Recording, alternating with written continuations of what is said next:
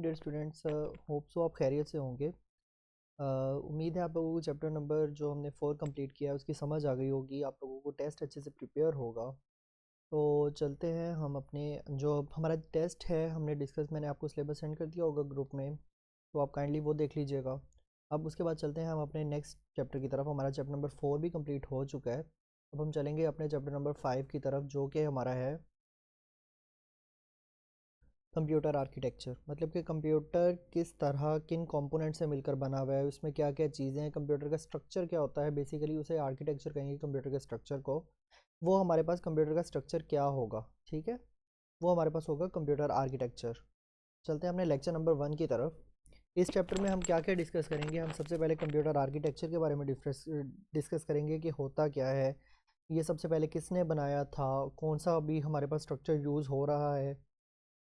उसके बाद हम लोग पढ़ेंगे सीपीयू क्या होता है, सीपीयू के कंपोनेंट्स कौन से हैं, इसमें कौन कौन से यूनिट्स होते हैं। फिर उसके बाद कुछ मेमोरी यूनिट्स को हम डिस्क्राइब करेंगे, मेमोरी यूनिट्स को कुछ पढ़ेंगे, जैसे कि हमारे पास रैम होगा, रोम होगा, रोम के कंपोनेंट्स होंगे, रैम की टाइप्स होंगी हमारे पास। उसके बाद हम कंप्यूटर बस के बारे में पढ़ेंगे कि बस का फंक्शन क्या, कंप्यूटर बसेस होती क्या हैं, इनका फंक्शन क्या है, ये क्या टास्क परफॉर्म करती हैं। उसके बाद हम इनपुट आउटपुट यूनिट्स पढ़ेंगे। इनपुट आउटपुट यूनिट हमने पहले भी डिस्कस किए हुए हैं, हम दोबारा यहाँ डिस्कस करेंगे। इनपुट आउटपुट वो हमारी devices, input devices output devices वो करेंगे। इंस्ट्रक्शन सेट को हम यहाँ डिफ़ाइन करेंगे। उसके बाद हम इंस्ट्रक्शन फॉर्मेट देखेंगे।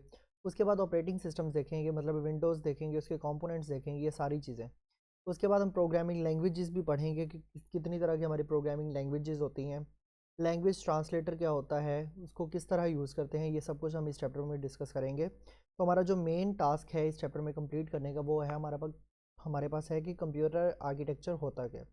तो आज हम सिर्फ ओवरव्यू लेंगे इस चैप्टर का कि हमारे पास इस चैप्टर में बताया क्या गया है, कंप्यूटर आर्किटेक्चर होता क्या है, हम छोटा सा एक ओवरव्यू लेंगे। तो चलते हैं हम अपने फर्स्ट जो है टॉपिक की तरफ, जो कि हमारा computer architecture. What is computer architecture, explain components of computer architecture.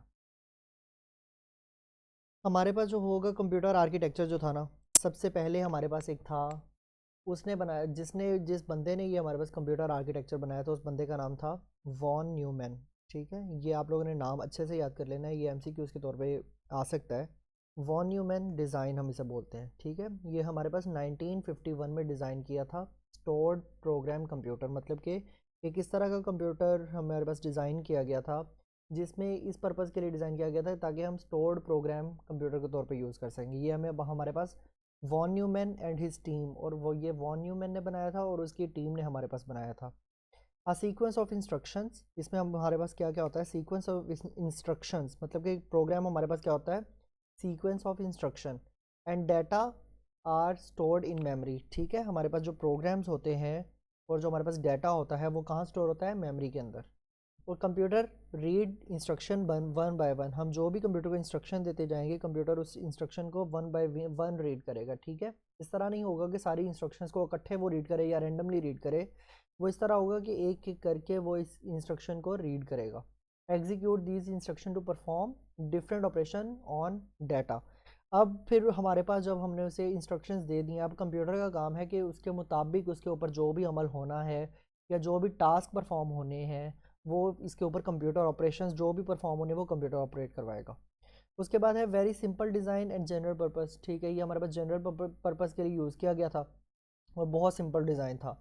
आजकल जो हमारे पास लैपटॉप्स आ रहे हैं, पीसी आ रहे हैं, ये हमारे पास जो भी डिज़ाइन है हमारे पास, ये मॉडर्न जो हमारे पास डिजिटल कंप्यूटर्स वगैरह आ रहे हैं, ये सब किस पे बने हुए हैं, इस डिज़ाइन पे, वॉन न्यूमैन डिज़ाइन पे बने हुए हैं। ठीक है, उसके बाद देखते हैं हम कंप्यूटर आर्किटेक्चर होता क्या है। कंप्यूटर आर्किटेक्चर में कंपोनेंट्स ऑफ कंप्यूटर आते हैं। हम कंप्यूटर के कुछ कंपोनेंट्स पढ़ेंगे, वो आगे जाके पढ़ते हैं। सबसे पहले हम देखेंगे each computer perform a specific function. ठीक है, ईच कंपोनेंट, हमारे पास जितने भी कंप्यूटर के कंपोनेंट्स होंगे, इसमें से हर जो कंपोनेंट होगा वो अपना एक स्पेसिफिक टास्क परफॉर्म करेगा। मतलब कि हमारे पास इनपुट आउटपुट है। इनपुट हम किस लिए यूज़ करते हैं, कीबोर्ड्स वगैरह, इसका अलग से फंक्शन है ना कि हम डाटा इनपुट करवाने के लिए यूज़ कर रहे हैं, इसके अलावा तो इसका कोई फंक्शन नहीं है। इसके अलावा हम स्क्रीन का फंक्शन है, हमारे पास एलसीडी का फंक्शन है कि वो हमें डिस्प्ले प्रोवाइड करती है। स्कैनर का अलग से फंक्शन है, या कंप्यूटर के हम डिफरेंट कंपोनेंट, जैसे कि हमारे पास प्रोसेसिंग यूनिट लगा हुआ है, जैसे हमारे पास बसेस लगी हुई हैं, ये इनका रैम लगी हुई है, इनका अलग, हर किसी का अलग फंक्शन होता है, स्पेसिफिक टास्क होता है परफॉर्म करने के लिए। ठीक है, उसके बाद है components of computer communicate with one another. जो हमारे पास कंप्यूटर के कंपोनेंट्स होते हैं वो एक दूसरे के साथ कम्युनिकेट करते हैं। ठीक है, वो कभी भी कम्युनिकेट कर सकते हैं, जब उन्हें टास्क दिए जाते हैं वो उस टाइम भी हम आपस में कम्युनिकेट कर सकते हैं। कंप्यूटर आर्किटेक्चर हमारे पास क्या होता है, way in which various components of computer are connected. Computer architecture हम इस चीज़ को कहेंगे कि हमारे पास कंप्यूटर के जितने भी कंपोनेंट्स होते हैं वो आपस में किस तरह अटैच होंगे, किस अरेंजमेंट के साथ अटैच होंगे, हम उसे क्या बोलेंगे कि ये हमारे पास कंप्यूटर आर्किटेक्चर है। नीचे हमें एक डायग्राम दी गई है जिसमें हमें सीपीयू का बताया है। सीपीयू है ऊपर लगा हुआ, इसमें हमारे पास दो यूनिट होते हैं। एक हमारे पास होगा अरिथमेटिक एंड लॉजिक यूनिट, दूसरा कंट्रोल यूनिट। ठीक है, अरिथमेटिक एंड लॉजिक यूनिट हमारे पास तब होता है यूज़ जब हमारे पास कोई भी हमने मैथमेटिक टास्क परफॉर्म करने हो। कंट्रोल यूनिट का काम क्या है कि इसके साथ इनपुट डिवाइसेस कनेक्ट होती हैं, आउटपुट डिवाइसेस कनेक्ट होती हैं। हम कंट्रोल यूनिट को इनपुट अपना देते हैं और वहाँ से वो आउटपुट डिवाइसेस को अपना आउटपुट देता है। उसके बाद हमारे पास मेमोरी यूनिट लगा हुआ होता है और फिर हमारे पास सेकेंडरी स्टोरेज, जिसमें हमारा डाटा परमानेंटली स्टोर हो सकता है, वो हमारे पास सेकेंडरी स्टोरेज लगी हुई होती है। उसके बाद है हमारे पास जो कंपोनेंट्स हैं कंप्यूटर आर्किटेक्चर के, उसमें हमारे पास सबसे मेन जो चीज़ आएगी वो ये चार चीज़ें हैं। हमारे पास आएगा सीपीयू, सेंट्रल प्रोसेसिंग यूनिट होता क्या है। उसके बाद हमारे पास आ जाएगी मेन मेमोरी क्या होती है। उसके बाद हमारे पास इनपुट एंड आउटपुट यूनिट्स आ जाएंगे। उसके बाद बस इंटरकनेक्शंस आ जाएंगे। चलते हैं अब अपने सीपीयू की तरफ कि सीपीयू होता क्या और इसके मेन कंपोनेंट्स क्या है। CPU stands for central processing unit, हम इसे प्रोसेसर भी बोलते हैं। Considered as brain of computer, हमने ये पहले डिस्कस किया हुआ है। ब्रेन ऑफ कंप्यूटर हम इसे कहते हैं। Perform different operation on data according to given instruction, हम जो भी कंप्यूटर को इंस्ट्रक्शन वगैरह देंगे, इनपुट की इंस्ट्रक्शन देंगे वो डाटा इनपुट करवाएगा। हम ओपन की इंस्ट्रक्शन देंगे वो हमारे पास फाइल को ओपन करवाएगा। हम डिलीट की इंस्ट्रक्शन देंगे वो फाइल को डिलीट करवाएगा। प्रिंट की इंस्ट्रक्शन देंगे वो फाइल को प्रिंट करवाएगा। इसके लिए ये होता है कि हमारे पास डिफरेंट ऑपरेशन परफॉर्म होते हैं अकॉर्डिंग टू गिवन इंस्ट्रक्शन। जो हम इंस्ट्रक्शन देंगे उसके मुताबिक उस पर ऑपरेशन परफॉर्म होंगे। Manage other operation of computers, ठीक है, हमारे पास दूसरे कंप्यूटर के जो अदर ऑपरेशन होंगे वो भी ये मैनेज करेगा। सेंट्रल प्रोसेसिंग यूनिट हमारे पास जो माइक्रो प्रोसेसर होता है पर्सनल कंप्यूटर का, उसमें हमारे पास दो चीज़ें होती हैं। सेंट्रल प्रोसेसिंग यूनिट कहाँ लगा हुआ होता है, एक सिंगल ये चिप होती है हमारे पास। माइक्रो प्रोसेसर इस वजह से बोलते हैं क्योंकि एक छोटी सी चिप होती है ये। ठीक है, ये एक सिंगल चिप होती है और लोकेटेड ऑन मदरबोर्ड के ऊपर लगा हुआ होता है हमारा CPU. Other components connected with two it through बस इंटरकनेक्शन, बाकी जो हमारे पास कंप्यूटर के कंपोनेंट्स कनेक्ट होते हैं ना सीपीयू के साथ, वो बस के साथ कनेक्ट होते हैं। हम आगे जाके बस का स्ट्रक्चर भी देखेंगे, उसको हम देखेंगे। मैं आपको एक डायग्राम डाउनलोड करके उसमें टोटल आपको वीडियो या तो शेयर कर दूंगा या उसमें थोड़ा सा ट्यूटोरियल बना देंगे हम।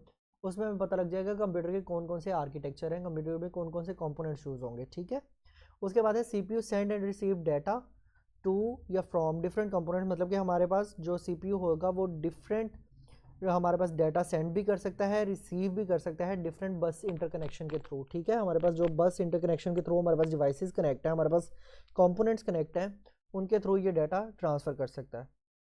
उसके बाद हमारे पास जो कंपोनेंट्स ऑफ सीपीयू आ जाएंगे। हमारे पास दो मेन कंपोनेंट्स हैं सीपीयू के, एक है हमारे पास कंट्रोल यूनिट, दूसरा है हमारे पास एएलयू मतलब कि अरिथमेटिक एंड लॉजिक यूनिट।